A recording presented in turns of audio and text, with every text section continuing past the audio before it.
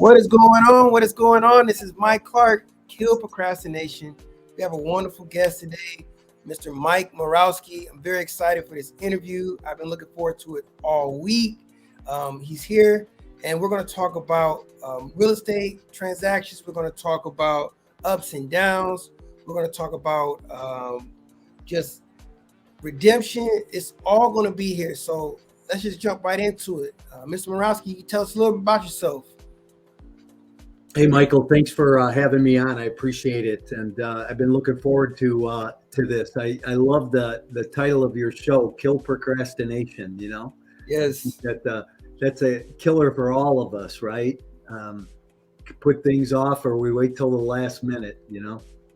But a little bit about me. I've been in real estate for 30 years. I started out, I had a general contracting business actually, and woke up one morning and just burnt out, didn't want to do it anymore. I was still banging nails, and, you know, being an entrepreneur, Mike, you do everything, you know, all the marketing and sales and ordering of material and scheduling. And I was burnt out on it, and sold my company at that time and took a year off. And during that year, my wife and I at the time, we house hacked a few houses. And along the way, I met a real estate agent that was really successful and thought that real estate would be a great business to go into. So I went to him and asked him to teach me some fundamentals, which he did. He actually made me a cassette tape, not to date myself or anything, but I listened to that tape over and over again and understood the fundamentals of building a real estate business. And I went into real estate business, and my first 8 months in the business as a sales agent, I sold 78 houses. Went on to build a team selling about 125 a year, and did that consecutively for about 12 years. And then in 2005, I decided to go in the apartment business, the multifamily business. And it wasn't like I just woke up one day and decided to go in that business. I had really watched the business over the years. I understood the basics of it. And really what I understood was the private equity piece, right? You raise private equity, you marry it with a great real estate deal, you stay in the middle, and as long as everything goes well, everybody makes money. So in 2005, I syndicated my first 11-unit apartment building. And from there, I went on and I bought 4,000 apartments. I raised $18 million to do that, and built a property management company managing about 7,500 units. I did that in 30 months. And that business, as we got into 2008 and the worst economic crisis that the country's ever seen started to falter because we grew so fast and didn't balance. We were very unstable as a company. Too many assets we took on, too many new employees. You know, so when I say I made a couple of business mistakes along the way, that was one of the first ones I made. Wow. Can we unpack a little bit of that? If we go back to the 11 units, I guess your first syndication, correct? Yeah. Can you tell me what got you into syndication? Because I know you have to have an expertise with it, and I heard you say sales, and I don't know if that goes hand in hand with syndication or not. Yeah, it doesn't go hand in hand. I was a residential real estate agent and knew nothing about the apartment business. I understood basic concept and basic principles about syndication, and I just took the leap. You know, and I think a lot of times, go back to the title of your show, procrastination. I think a lot of times people overeducate themselves and think they need more education without taking action. I just decided to take action. I went out, I found myself a 11-unit apartment building. Thought it was a great deal because the seller told me that I could move tenants out, rehab units, put new tenants in, raise the rents, do some exterior maintenance, make the building look better, give it a better curb appeal and a better interior feel, and I'd get a better clientele and a better tenant in there, and none of that happened. It was, Oh, I didn't do my research, right? So again, when we look at challenges and things we do along the way, I didn't know enough about the business. But here's what I learned. And let me tell you how we did that first deal. So I didn't know, I put the building under contract and said, okay, now I have to go raise money. How am I going to raise money? I put a little classified ad for $45 in the newspaper at the time. And all that ad said was real estate investors wanted. And my phone rang off the hook for the next 7 days from that $45 ad. And over 7 months, I raised about $600,000 in private equity to do some real estate deals. So it was interesting at that time how you could do the business. And now I wasn't advertising to raise money. I was just advertising for real estate investors. And people called, I told them what we were doing and how we were buying apartments and syndicating them, talked about the types of returns that they could get. People got excited about it. So that's how I put that first deal together. But here's what I learned about that deal was everything the seller told me didn't come true. Everything the seller told me was wrong. So I called my broker at the time and I said, hey, Ryan, we need to come up with a buying strategy. And I don't know where I got that idea, but I needed to sit down and design what I wanted to buy. Kind of like the word avatar today, you know, everybody talks about having an avatar. Well, that's what I did with the type of apartment buildings I wanted to buy. And I use that same avatar today on, you know, how many units I want, my unit mix, where I want the property to be, you know, the type of property I want it to be, the class of property I want it to be, all those things I built. And then the next deal I went and did kind of fell into that avatar. And I wound up buying 64 units the next time on my next purchase.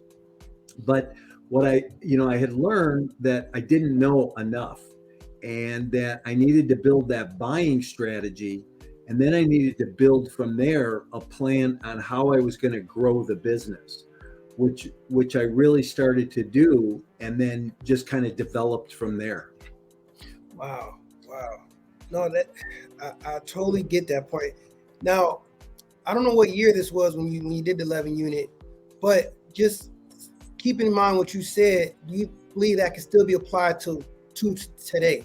Today, because I know today is like more of a buyer's market, well, seller's market. I mean, can you still apply that today? Yeah, I think the fundamentals are the same, Michael. I think we just do business differently. Like there's no newspaper to put an ad in the paper for real estate investors, but we use social media today to find, you know, real estate investors. We do webinars today to attract real estate investors and build a database. We pull lists and email market to those lists. So the fundamentals are still the same. We still want to attract people to the business in order to grow that business and to build our database of passive investors as well as active investors to work with as partners, right? The other thing that I learned that I didn't know was how to underwrite deals, right? I didn't understand how you look at the fundamentals on rent growth and calculations around capital improvements or operational improvements. And those are things that I learned by talking to enough other people in the business to get enough knowledge to go and execute myself. Wow. Yeah, that's where I'm at with my journey. Same kind of story with your 11 unit. I actually got a 5 unit apartment building. I'm doing that exact thing. I was promised so many different things when I bought this property, and I'm running into all those same issues. You know, I didn't think it was anything wrong with the property. Within 48 hours, I had a gas leak. I had to, rectify that issue.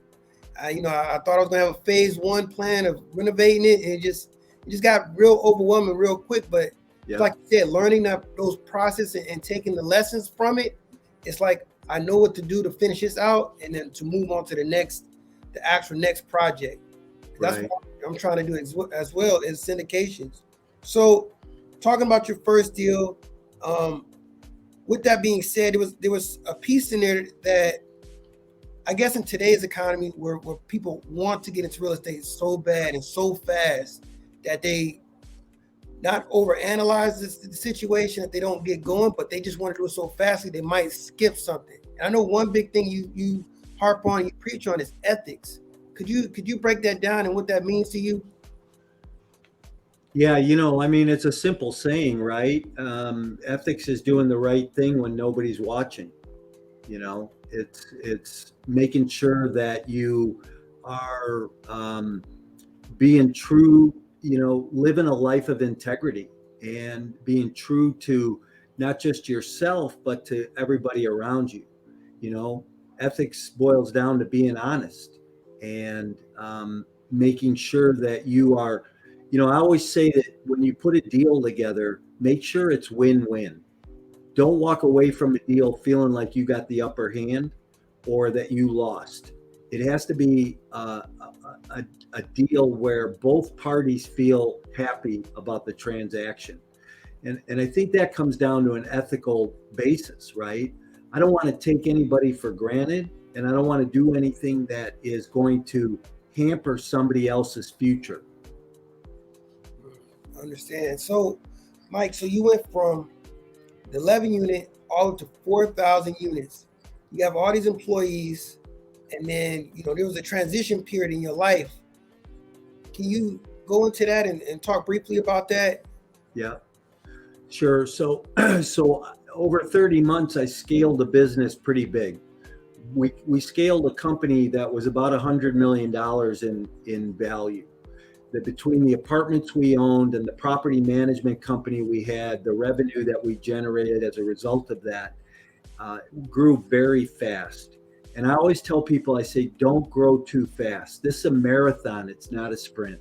Yeah. And if I had it to do all over again, I would have stepped back and stabilized those properties before I went and bought the next one.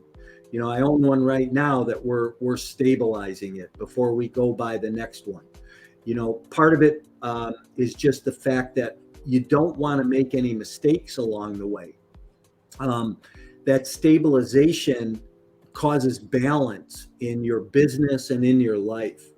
The other thing I did, Michael, was I was undercapitalized. I didn't raise enough money. So I didn't have enough money for operations. So we had to move money around to do that. And then I was over leveraged. I owned $60 million worth of real estate leveraged at 85%. And I always tell people, I said, I don't know who was worse, me for taking the money or the banks for giving it to me, you know? Yeah. But it was silly. I don't think anybody should buy a deal today unless there's 65 to 75% loan to value on that deal, whether it's residential or whether it's commercial. But we scaled that business over 30 months, grew very rapidly. 2008 came around. It was the worst economic crisis the country's ever seen. And it was like hitting a brick wall in a freight train at 200 miles an hour. It started to unravel and come off of the tracks. And I didn't know how extensive the residential crash was going to affect the commercial market. But I thought, you know, hey, this is a recession. It's going to last 17 or 18 months. There'll be a 10 or 12% correction in the marketplace, and it will be back to normal. So I had some properties that I should have just let go to foreclosure. I had 38 different companies, right? I had some properties I should have just let them go to foreclosure and let some of those investors get hurt. But Michael, I'm the kind of guy, I don't like anybody to get hurt. I didn't want to affect anybody negatively like that. So what I met with my attorney and my accountant and devised a plan to move money back and forth between companies. So I would take money from profitable companies and move it to non-profitable companies, thinking, hey, just a few months of this, we'll be able to put the money back as soon as the market comes back, right? Well, that didn't happen. I mean, that recession went on for 7 or 8 years with a 40% correction. I moved money back and forth. That wasn't the problem. The problem was that I didn't disclose it to my investors. So you go back to ethics, right? I didn't tell my investors what I was doing. I thought that I could, save the boat, upright the ship. And then after the smoke cleared, I could go back and tell them, hey, I'm a hero now, right? Because I fixed it. Well, what happened was for non-disclosure, I wound up being charged on federal wire fraud and mail fraud charges and sentenced to 10 years in federal prison as a result of it. Wow. But before we go further into that conversation right there, I want to go back to one part, well, I guess 2 points that you said earlier on is stabilizing the properties when you purchase them. Like, what does stabilizing look like? Are you talking about more of having an emergency fund for said property, or just enough for operations? Or Yeah. So you want to have a good reserve fund, of course, right? And today, most banks are going to require you to have reserves on the side to do repairs and things like that you need to have done. But the other piece was we didn't get our arms around the management or around the rehab on it.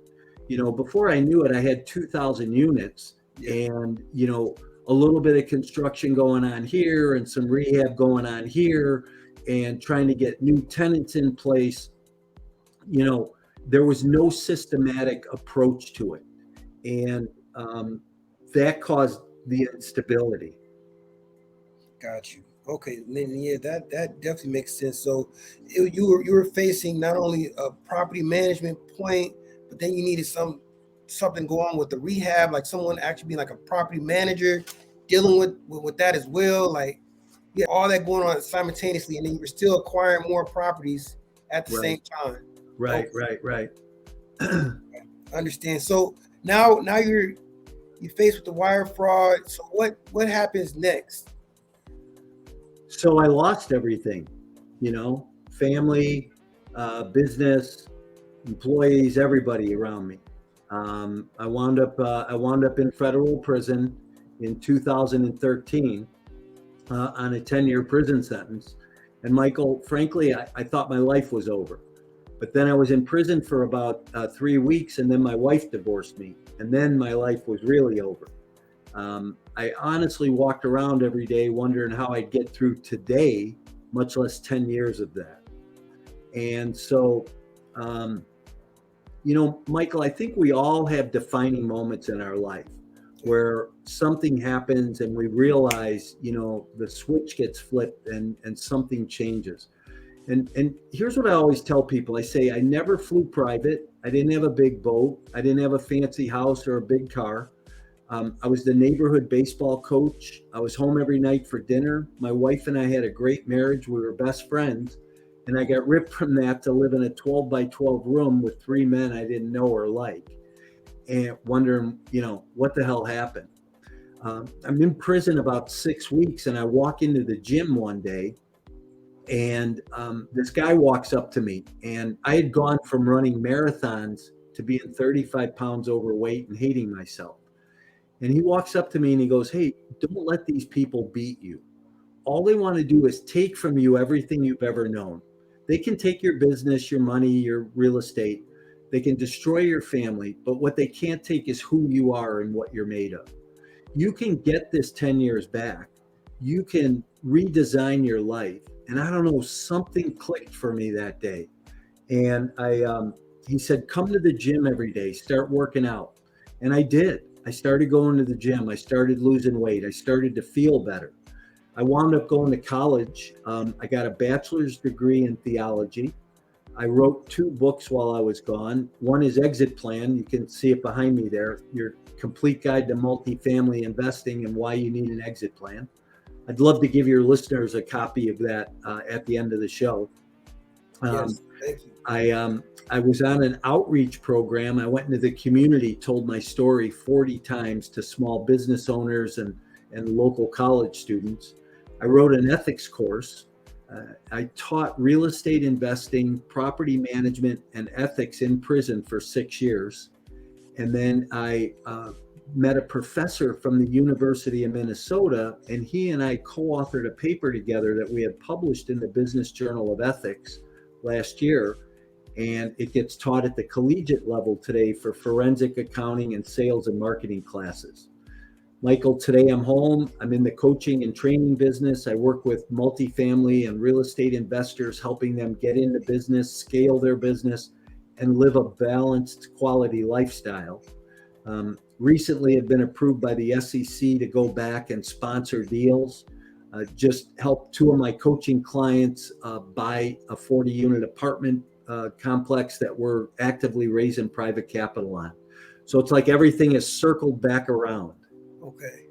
So Mike, that's I hear what you're saying. So during that process when you were in prison, it sounded like your mindset shifted because, like you said, those first 3 weeks, they were tough. You know, you faced adversity, your wife left, and then, you know, just that one conversation from that random, I don't know if it was random or not, or you knew that person, but just that sparking some sort of fire in you. Like I try to tell people every day, because I don't know if you see it or not, there's people who will sit on the couch and say, well, I can't do this. Or they'll give themselves every reason why they can't succeed instead of just getting up. I mean, did you understand that part while you were dealing with that?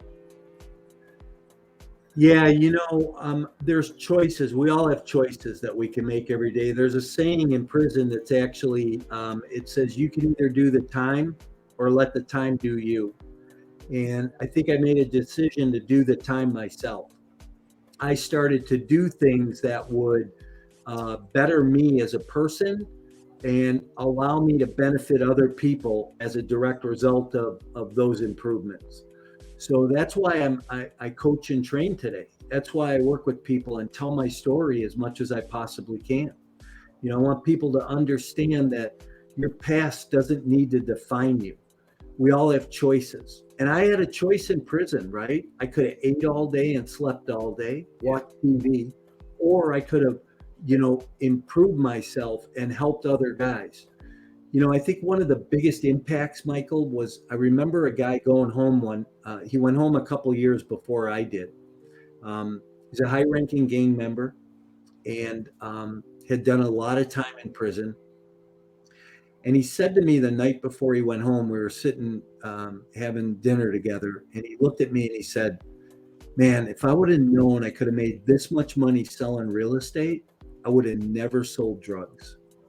And, you know, that's when I really realized that I could have an impact in people through what I teach and how I coach, and just by sharing my story. Definitely. The exposure, just being exposed to something that you've never been exposed to, definitely opens the floodgates. So I want to go right into your redemption story, like just your redemption of like you said, now you're out of prison. I mean, what did that look like? I mean, from just having to start over. Yeah. What did that look like? I was just meeting with an investor, and you know, we were having this conversation. I said, look, man, when I went to prison, it was on iPhone 2. I came home, it was 12, right? So that just shows you how much time went by. But there was a guy, he left prison one day and he handed me his number and he said, call me when you get out. And I looked at it, I go, what's this? He goes, oh, that's my Instagram address. I go, what's Instagram? He goes, oh, you'll figure it out when you get home, you know? But you come home and, you know, the choices and decisions you have to make are so much different. You know, in prison, you walk around every day and you see the same 500, 600 men, you know, you do the same thing every day. You're in this closed, confined place, and you come home and, you know, here's one of the best examples I can give people. When you're in prison and you go to the store to buy shampoo, there's two choices. There's the choice for the white guys and the choice for the black guys. It's really simple, you know. But when you come home and you go to Walmart and you look at the shampoo at Walmart, there's 45 choices. How do you make a decision? You know? So today I actually run a prison ministry through the church I go to, where we actually help guys when they come home get on their feet and, help them through that transition period. Because it took me a good 6 months to be able to go to the store by myself, to be able to be in a crowded place, to be around other people that you weren't familiar with. Always thinking, somebody's watching you, or, and what helped was being able to tell my story more. Yeah, I was just going to ask you that, like that transition period of reintegrating yourself back into society. I mean, I was in the military for a little bit, and I was deployed to Afghanistan, and that was one of the things I faced with the same thing, like coming back and being around people. And I just, I didn't want to be around people for a long time. It was very confusing for a lot of people around me. So I know that, that first 6 months, year was something different. Yeah. Hey, thanks for your service, by the way. Oh, thank you. Thank you. Yeah. So, what's the future for you? What does it look for Mike Morawski moving forward the next 5-10 years from now? Yeah. So, I want to impact as many people as I possibly can. I want to add value to their life, whether I, speak publicly or I'm on a podcast like this and could share my story where people can benefit from it. I want to help people understand to not let their past define them. I was in a physical prison, but I think there's a lot of people that are in mental prisons. They're trapped by addiction, abuse, their past history, and they don't allow themselves to move forward, maybe because of fear or something that's happened. And I want to help make an impact where people don't have to deal with that. I want to teach people how to invest in real estate and to grow their business and take advantage of the opportunities that are in the marketplace and how to benefit themselves and leave a legacy for their family. And I want to continue to buy apartments and be back in that game and provide, one of my missions in the apartment business has always been to provide safe and secure housing. And here's why I say that. I think that there's a lot of single parents out there. We all always talk about single moms, and I think single moms are the hardest working people in the world, to be honest with you. I have a lot of respect for them. But I think that, even single dads, right? And when they have a kid that comes home from school and they're still at work, they want to know that when that door closes behind their kid, that their kid's getting into their place of residence safely, that they don't have a gangbanger chasing them or somebody trying to sell them drugs or guns and, trying to get them in a gang, that safe and secure housing. And that's the environment I try to build into the apartments that we own and the facilities that we manage. Wow. And so, Mike, I have two other questions for you because what you said really resonates with me. So if you could start over, or just, someone's brand new get into the game, what would you tell them on how to get going, how to get started? Can you break that down for me? Yeah, I think one of the things I would do is, if I had to do it all over again, I would have got a coach sooner. I'd have got somebody to mentor me, and somebody even just to meet with them a couple of times a month to understand the dynamics and the principles behind it. Learn how to underwrite early and understand how to build a buying criteria. So this way, now when you look at a deal and you look at a market, you know that you're moving in the right direction. So those are some of the early stage things I think people need to understand.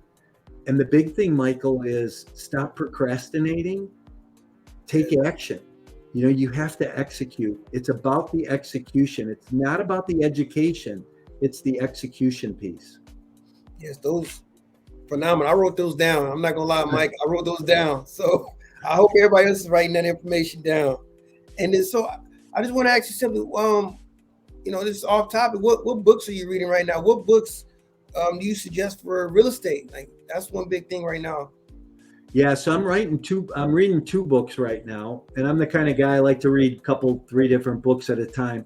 but I'm reading a book called How to Pitch Anything by Orrin Keefe, I think his name is, and Orville Keefe or something like that. And it just talks about how you sell your product, how you work with people. And the other book I'm reading is Traction by Gino Wickman. And that's about how to build a business, right? It's not about real estate specifically. But if you're looking for a specific real estate book, here's one of the best books I think ever written on real estate investing. And it's a book called The Millionaire Real Estate Investor. It's written by Gary Keller. Gary Keller was a founder of Keller Williams Real Estate. And that book has timeless principles in it. The principles in that book teach you how to invest in real estate, how to make money in real estate, how to operate real estate. And the principles are so profound, right? I used to do seminars in my office when I was a broker, a real estate broker, and I would bring people in and teach them the principles out of that book. And that's how I raised money also, was I advertised in, to my database and built my database up over time to bring investors in. And I constantly brought new investors in, teaching them how to invest in real estate, the principles behind it. And oh, by the way, here's a passive real estate investment that you can make a high teens return and get cash on cash along the way, and some tax deferred income. So, that's how I built that business. So I really think that that's a really good book. Well, I appreciate it, Mike. I really do. You took your time out to come on the show. The viewers appreciate it. I appreciate it. Thank you for everything. Do you have your social media handles you can plug in, or would you like me just to put it in the description box? Yeah, you can put them in the description box, but they can find me either mycoreintentions.com is my website. And if you want my book Exit Plan, you can go to mycoreintentions.com/free and download the ebook version, or you can buy it on my website. If you're like me and you like to read a book, and I'm an active reader, I'm highlighting in the margins and then I keep notes on it. You could get a copy there also. But I love social media. I'm on Instagram. That's where you and I met. I'm on LinkedIn, Facebook, under Mike Morawski. Mike Morawski. And it's actually Mike.Morawski.54. And reach out to me. I'd love to network with you. If I can add value to your world, you could email me directly at mike@mycoreintentions.com. And any questions I can answer for anybody, I certainly will try and do that. Thank you so much. I really appreciate it, Mike. Thanks again for coming on. You bet. Thanks for having me, Michael. I appreciate you. Thank you.